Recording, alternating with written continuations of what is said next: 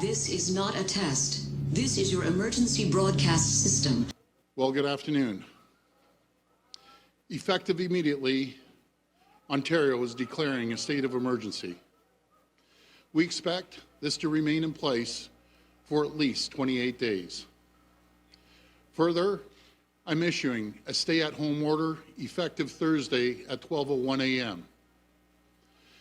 Under this order, everyone must stay home and only go out for essential trips.